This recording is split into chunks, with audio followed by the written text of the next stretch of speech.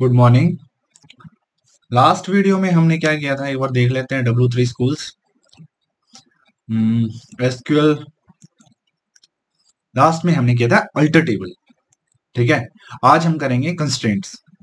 SQL constraint है क्या? जब भी हम क्या करते हैं, डेटा को इंसर्ट करते हैं टेबल में, तो कुछ रूल्स को हमको क्या करना है, स्पेसिफाई करना है। ठीक है, SQL constraint use to specify rules for the data. Means आप ये सोच सकते हो, जैसे कोई एग्जाम होता है तो एग्जाम में जाने से पहले इंस्ट्रक्शन होते हैं कैंडिडेट की। ठीक है, मीन्स आपको एक एडमिट कार्ड ले जाना है या फिर फोटो आईडी ले जानी है, जो भी आइटम आपको लेके जाने हैं वो उसमें सारी चीजें मेंशन होती हैं।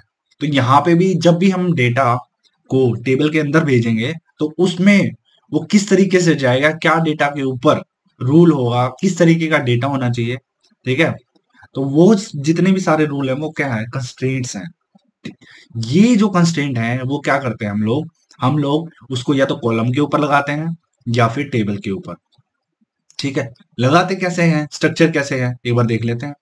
सिंटेक्स, क्रिएट टेबल पे जब भी हम क्रिएट करेंगे टेबल स्टार्टिंग में, तो ये हम यहां तक आप लोगों ने देख लिया था कि टेबल को कैसे क्रिएट करना है। क्रिएट टेबल, टेबल का नाम, कॉलम 1 डेटा टाइप लिखते थे साथ में।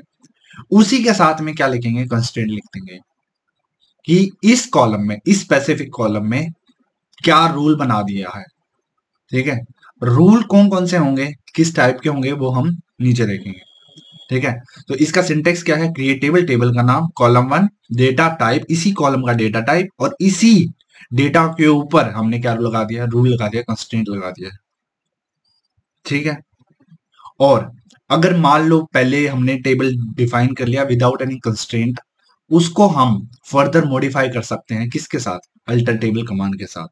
क्योंकि हम ये जितने भी कमांड्स अब कर रहे हैं ये कौन सी हैं, डीडीएल कमांड स्ट्रक्चर पे हम बेसिकली काम कर रहे हैं। तो एसक्यूएल कंस्ट्रेंट्स क्या है, रूल्स है डेटा के ऊपर। ठीक है, कंस्ट्रेंट लिमिट करता है डेटा के ऊपर, type of the data that can go in table. जितना लिमिट लगाएंगे, जितने अच्छे से डेटा को इंसर्ट करेंगे, तो डेटाबेस की एक्यूरेसी और रिलायबिलिटी क्या होगी, अच्छी रहेगी। तो इसीलिए अगर कहीं पे भी कोई भी क्वेरी हम चला रहे हैं और जिसका वॉयलेशन मिला, कंस्ट्रेंट क्या करेगा, उसको डेटा इंसर्ट होने ही नहीं देगा। ठीक है, चीजें आप लोगों को और अच्छे से क्लियर होंगी जब हम ये और आगे देखेंगे कि कंस्ट्रेंट रियल लाइफ में कैसे चल रहा है ये। ठीक है, एग्जाम्पल के साथ कंस्ट्रेंट को हम कहां पे भी लगा सकते हैं, कॉलम पे भी लगा सकते हैं या फिर टेबल पे भी लगा सकते हैं। ठीक है, कॉलम पे लगी तो उसको क्या बोलेंगे, कॉलम लेवल। टेबल पे लगी तो उसको क्या बोलेंगे, टेबल लेवल। ठीक है, अभी हमारे पास बेसिकली क्या है, 7 कंस्ट्रेंट्स हैं। नॉट नल, यूनिक, प्राइमरी की, फॉर्म की, check, default, create, index.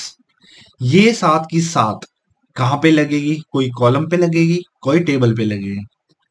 Different different जगह आप इसको लगा सकते हैं।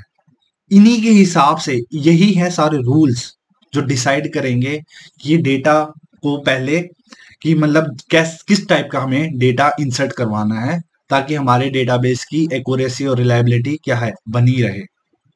ठीक है, तो नेक्स्ट में हम इन 7 को डिटेल में एक एक करके हम देखेंगे कि क्या चीज है ये, कंस्ट्रेंट्स क्या है। तो आप लोगों से मैं रिक्वेस्ट करता हूं कि प्लीज मेरे चैनल को सब्सक्राइब कीजिए और शेयर कीजिए, और नेक्स्ट वीडियो में हम देखेंगे नॉट नल। थैंक यू, जय हिंद।